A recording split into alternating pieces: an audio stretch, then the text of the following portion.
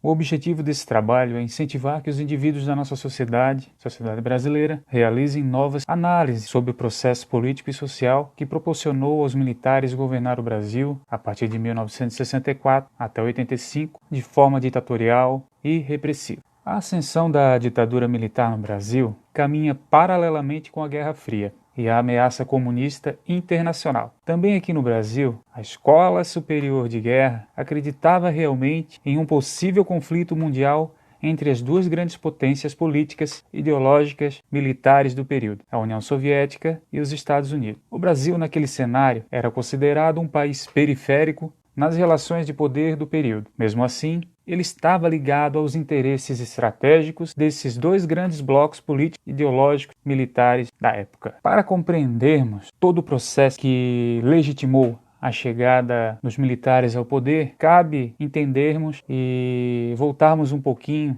na história, principalmente na época onde o Brasil tinha um predomínio muito grande das oligarquias. O Brasil é um país onde até hoje há o predomínio da tradição oligárquica em todos os estados, as chamadas oligarquias. Essas oligarquias, elas diminuíram um pouco o seu poder, por assim dizer, a partir do advento da República em 1889. Isso aconteceu porque novas formas, novas estruturas estavam sendo inseridas no contexto brasileiro, principalmente no que diz respeito à modernização e questões liberais também. A indústria estava começando a se integrar no processo de construção do Brasil a partir do surgimento da República, principalmente na época da República Velha. Não que até hoje não existam hoje oligarquias espalhadas pelo Brasil. Existem sim. Famílias detentoras de grande poder, consequentemente, o poder adquirido por essas famílias, muito por conta da mão de obra escrava, existe até hoje. E ali, por meados do século XX, havia um medo muito grande de dessas oligarquias perderem o seu foco principal, que era as suas riquezas, suas terras.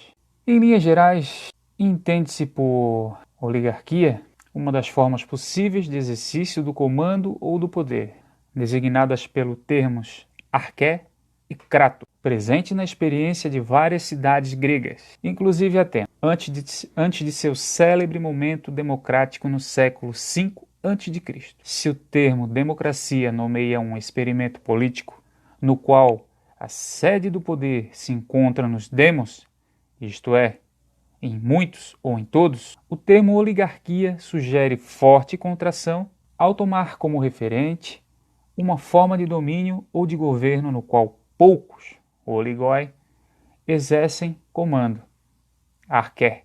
O termo oligarquia, no entanto, não era o único a designar uma forma de governo controlada por poucos. Em grande medida, a aristocracia, outra forma nomeada pelos antigos gregos, também pode ser definida como um modo no qual poucos governam-se por oligarquia.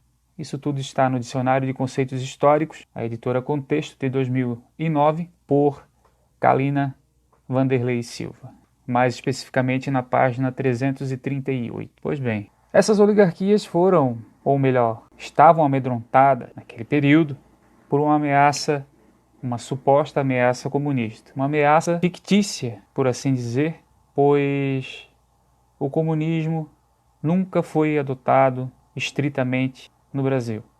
Ele sempre foi utilizado como uma forma de amedrontar a população a fim de garantir todas aquelas questões que eu comentei relacionadas à manutenção da riqueza das famílias ditas oligárquicas, que mesmo que após o advento da República diminuíram a quantidade, nunca deixaram de existir. Pois bem, dois países foram importantes para conceber essa nova estrutura política que começou a entrar em vigor a partir de 1964, através das mãos dos militares. E dois países foram importantes, como eu falei no início do texto: Os dois países que estavam do mesmo lado para derrotar o exército de Hitler, né? Rússia e os Estados Unidos, travaram uma batalha política e ideológica que se arrastou até o final da década de 80, a Guerra Fria. Os Estados Unidos, investindo pesado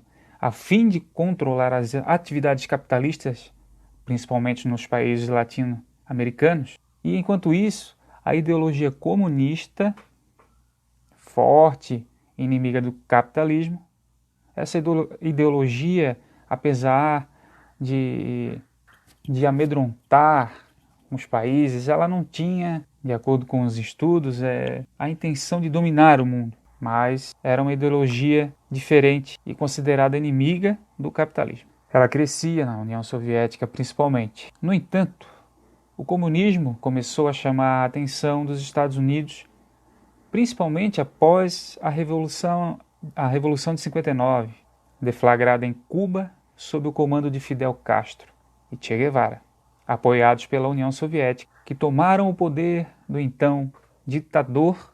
Vejamos que Cuba passava por uma ditadura, estava nas mãos de um ditador, Fulgêncio Batista, indicado ao cargo através do governo estadunidense. Aqui percebemos a intenção dos Estados Unidos em colocar seus próprios representantes, países latino-americanos, principalmente para que esses indicados estivessem alinhados sempre com tudo aquilo que a Casa Branca achava para o bem nos Estados Unidos. Com isso, implantaram o socialismo em Cuba, esse país da América Central. Foi uma derrota considerada amarga para os Estados Unidos, que jamais aceitariam que outro país latino-americano trilhasse o mesmo caminho de ideologia socialista. Pois bem, temos duas questões importantes nessa passagem a se discutir. Foi uma derrota amarga para os Estados Unidos, considerado um dos países mais bem preparados militarmente do mundo, já naquele período, ali em final da década de 50. No entanto, Cuba teve sucesso nesse momento. Então podemos pensar, como que um país militarmente forte perdeu uma batalha para um país que não tinha tradição militar tão avançada como os Estados Unidos? Parece que os Estados Unidos largou de mão após algumas derrotas, principalmente a de Praia Girón, na Baía dos Porcos, e diante disso deixaram de mão, fecharam, ou melhor, cortaram todas as relações com esse país caribenho, e lá foi implantado o socialismo sob o comando de Fidel Castro e Che Guevara, como eu já acabei de falar há pouco. Jamais os Estados Unidos aceitariam que outro país latino-americano trilhasse o mesmo caminho de ideologia socialista.